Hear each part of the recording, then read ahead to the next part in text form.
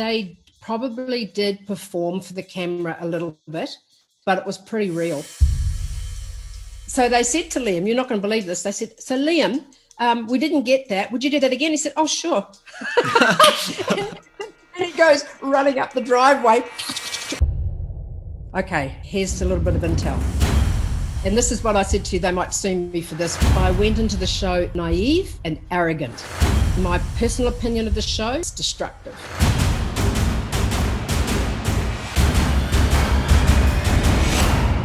You want drama? I'll give you drama. Hello. Hi, I'm just trying to get to you. Okay. I don't know what's happened here. Oh, there you are. This is the new me. I like it. Looks good. And how did they first contact you about going on the show then? Because of the Miomo program that I was running. So Miomo is just an acronym for making it on my own. And so they thought that I would be a good match for the world's strictest parents. I was having quite good success with young people because I'd lived on my own since I was 16. I hadn't had my mother live with me since I was 10. I'd been through I'd had a fairly traumatic teenage years, and then living alone completely and utterly independent at the age of 16. And for some reason, I have incredible recollection of that time. I can not only recall the events that happened in my life, but how I felt. You know, it wasn't difficult for me to relate to them because I had experienced feeling incredibly insecure at the age of 16. But at that time, I was working with at-risk kids, so that's why they chose me for that role. And did you see yourself as a strict parent? Because obviously you're going on a show called World's Strictest Parents. Did you see yourself as strict, or were you just sort of going along with it because, you know, that's sort of the catchy name of the show? I don't think I was an overly strict parent, but I think I was a savvy parent. I think because of my own teenage years, my girls will hate me for saying this, but I was nearly always one step ahead of the game. And look, my goal was not to be a hideous parent or an authoritarian, but to be a parent that could get alongside your kids. Still remember that your number one role is parenting, not friendship at that stage. It's a leadership role. If what's coming out of your mouth constantly is correction, things wear pretty thin. You've got to balance it with making sure kids know that they are one of God's all-time personal favourites, which, by the way, that's where that came from. I have got so much flack from that statement. It's been the funniest thing. I don't know why, but I've always had this silly little thing in my head that I'm one of God's personal all-time favourites. Where that came from is helping my kids and other young people to know that they were unique. Right. You know what I'm saying? You know how sometimes when parents, they'll say about their kids, oh yeah, you're my favourite. And then they'll say to the next kid, yeah, you're my favourite, right? It was that kind of banter that everybody is a favourite. But, you know, with the way they do those shows, they're always looking for standalone statements. Take you out of context. Yeah, that they can pick up and go, oh man, we're gonna go off to the races with this one. Yeah. And they clearly did with that. They also, that connected with, I got a huge amount of flack about church. But you've got to remember that it's reality TV, and what they're trying to do is off-balance the kids. They're trying to get kids off balance so they'll show their real motivation. See, those kids were chosen out of 400 applicants. Right. Do you know that?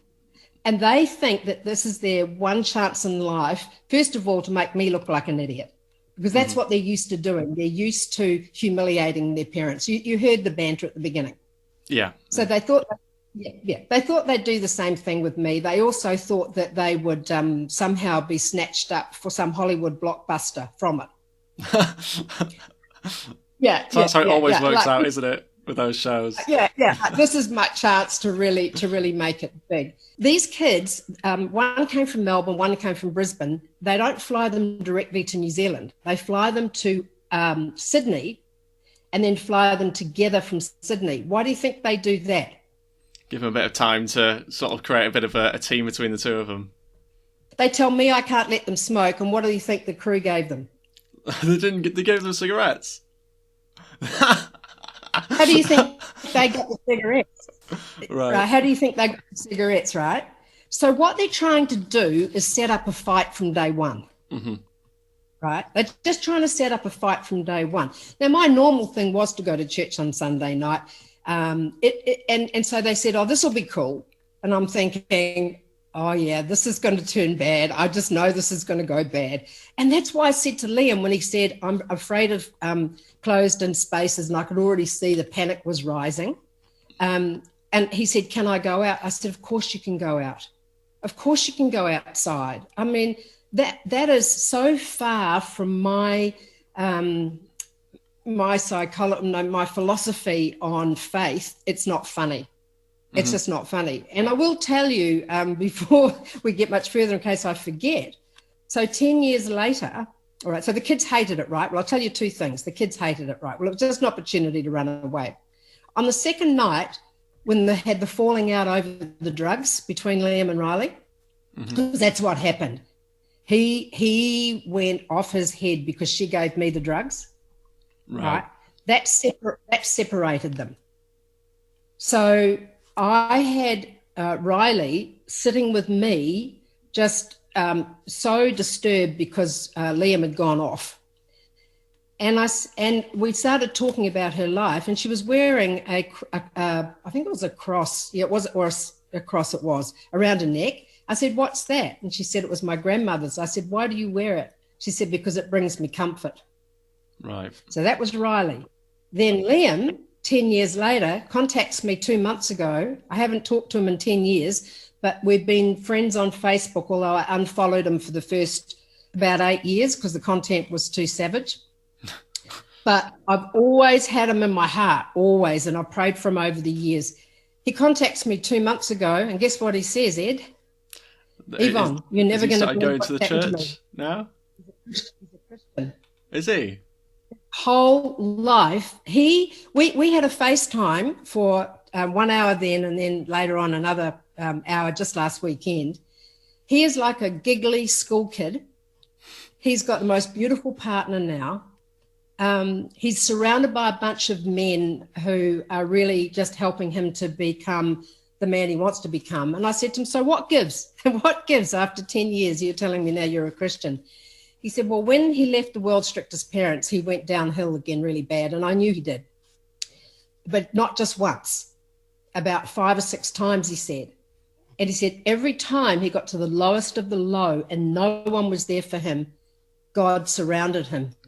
He said, I couldn't get away from him. I said, no, I know you can't. And I'm sorry, but that's partly me praying for you. But I said, I knew you were a conflicted human being when you were with me, because remember how he used to hug me all the time and then revert back in his behavior, and then I know you saw at least one hug, but I think there were many more. Right. Yeah. He kept reaching out to say, I really don't want to be this person. And he was actually struggling with a whole lot of other stuff that I perhaps, it's not my place to share. But I knew he was a conflicted human being. As the kid, all the kids who go on World's Strictest Parents are a conflicted human being. To want to air yourself to the world. Now, we've had, it's around about 16 million views now. If you think about the dumb stuff you did 5-10 years ago, how would you like it rolled out on a screen every day with the whole of the world commenting? Yeah. And that's the reality of it. So, I mean, I think it's quite, my personal opinion of the show is it's destructive. All right. And this is what I said to you, they might sue me for this. Well, worse things could happen. Because I begged the producers to let me work with the families afterwards. Mm-hmm. All the families. I actually did have good contact with Liam and Riley's families. And by the way, they were lovely people. They were just worn out. They seemed like it, yeah. Plain exhausted. And even today, I mean, Liam and his father, you couldn't get too closer people now. Oh, right. They're beautiful family. Yeah, because they really are great. But they were just absolutely exhausted. They were just worn out by everything they're having to deal with. Yeah. They didn't have the tools. They didn't have the mana, which is a Māori word for respect. And I turned them round, but part of that was I've got skills. Secondly, I wasn't emotionally attached. Their life was going to go on in a week's time, and so was mine. And see you, love, yeah, whatever. Mm-hmm. And why do you think the show didn't let you do the aftercare and speak to them afterwards? Because they're not interested. Right. They just want drama. Mm-hmm. They want something that's clickbait. They want something to appeal to people's macabre desire for conflict. And also, you know, the turnaround, yes, at the end.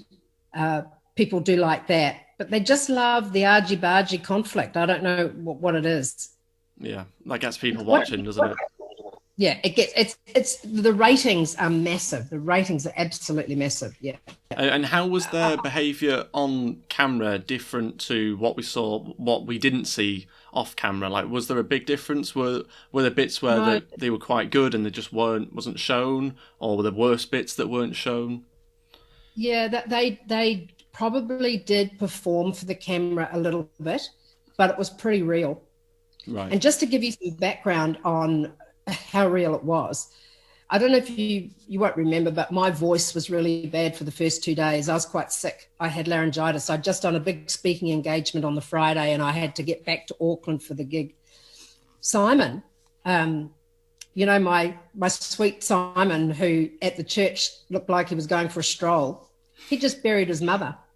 Oh, right. Wow. On the Friday.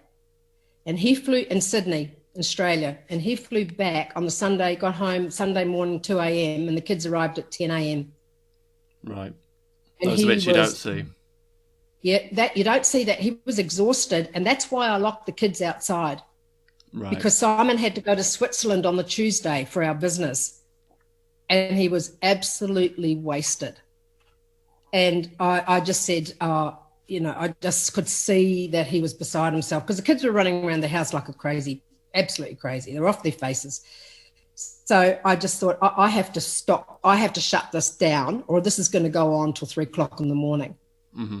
So that's when I decided, I gave them options, and I said, okay. I think that's when I realized the show was real. That's when I realized that I'd have to say I went into the show naive and arrogant. Right.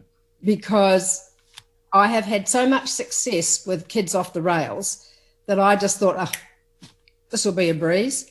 I didn't realise, of course, that they wanted a show. Mm. So, you know, when the kids disappeared that night and I said, oh, they've gone. Yeah. Well, clearly I realised they'd gone. And then I had to do something about it. And I didn't know. I thought, oh, where have they gone? And I mean, I'm totally wasted by now. So I rang the producer. They're not allowed to tell you anything. And I rang the producer and said, you better tell me where these kids are. And she said, I can't tell you where they are, but use your brain. Where would they have gone? And look for camera lights, love. Look for camera lights. I went, that's it. Look for camera lights. So that's how I found them, because there's only a small village near our house. And I said, okay, so we're going to get in the car and go. And then there was the camera lights. But everything you saw was organic. Everything you saw was real. There were sort of moments where I was a bit, this is probably being constructed a little bit. It's probably a little bit fake. They probably asked them to do this. Was there any of those moments where it was sort of like completely faked? One. Yeah, one moment. And it wasn't faked, it was duplicated. When we left the church, and Liam ran up the driveway and he punched something. Oh, right, yeah. Remember that? Mm-hmm, he ran up the driveway and he did the... Right, okay. So he did that. He absolutely did that, but the camera wasn't ready. So you won't... This is when I had a little insight. I thought, okay, all right. And that was fantastic for me, because then I saw that they were performing a little bit, because, the runaway from church was genuine. They didn't want to go in. But so they said to Liam, you're not going to believe this. They said, so Liam, we didn't get that. Would you do that again? He said, oh, sure. and he goes running up the driveway like this. And I thought, okay, gotcha. Yeah. That was good for me. You knew what it was about at that point, didn't you? I thought, all right. So, if this is going to be, as I said on that first night, if this is going to be a 7-day battle, let the games begin, right? Mm-hmm.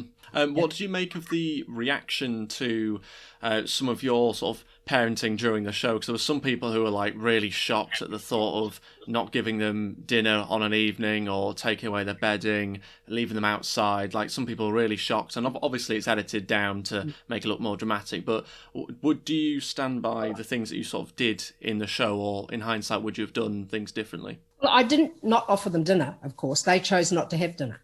And you've got to bear in mind that the cafe that I offered them dinner is massive. This is a church of 6,000. It's like a village. Right. They didn't even have to go near the auditorium, which is where the service is, to have dinner. And they knew that. Oh, so it's more they refuse. Right.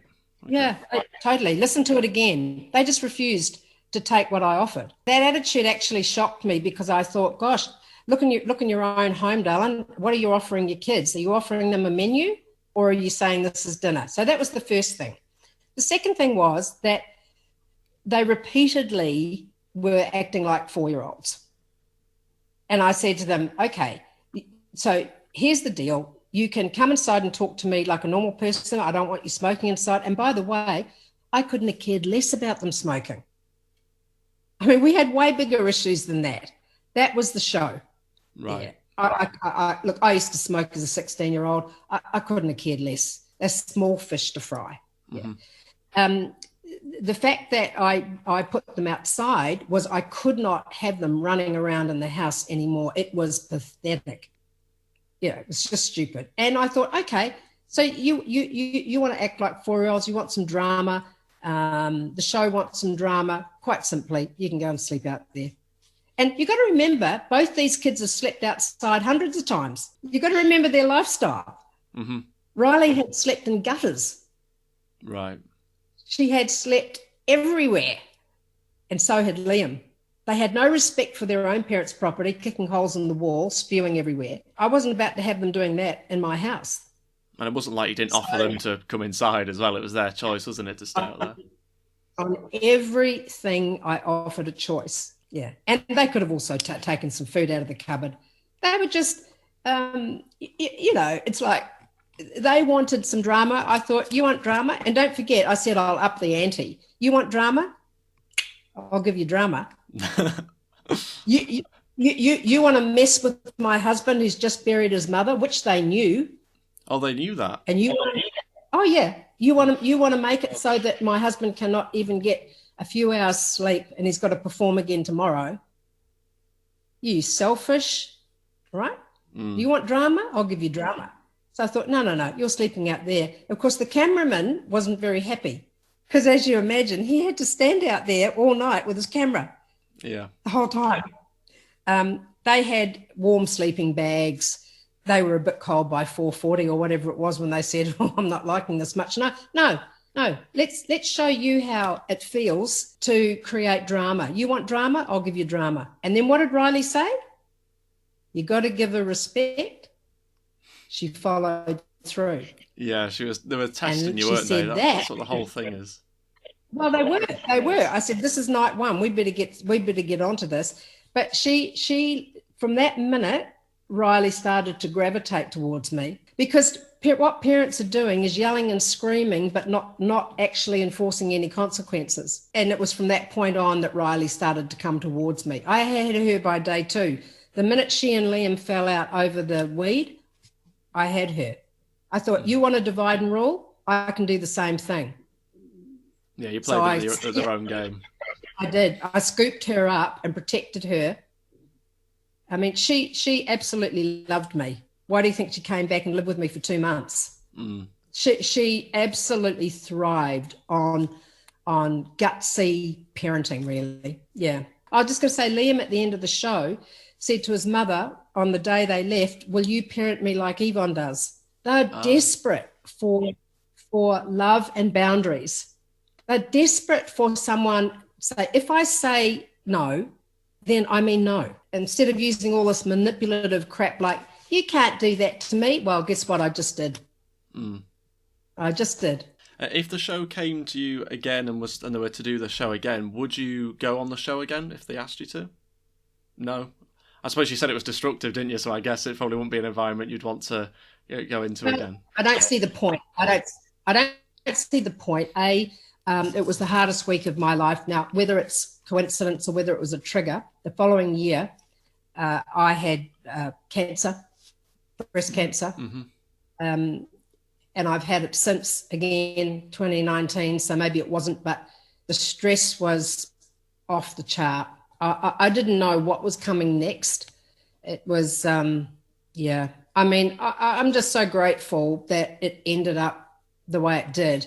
I put a huge amount of mental preparation into that. I had to get my head around my motivation for doing it. And part of it was because I really thought I could make a difference. And part of it was exposure for the Miomo program.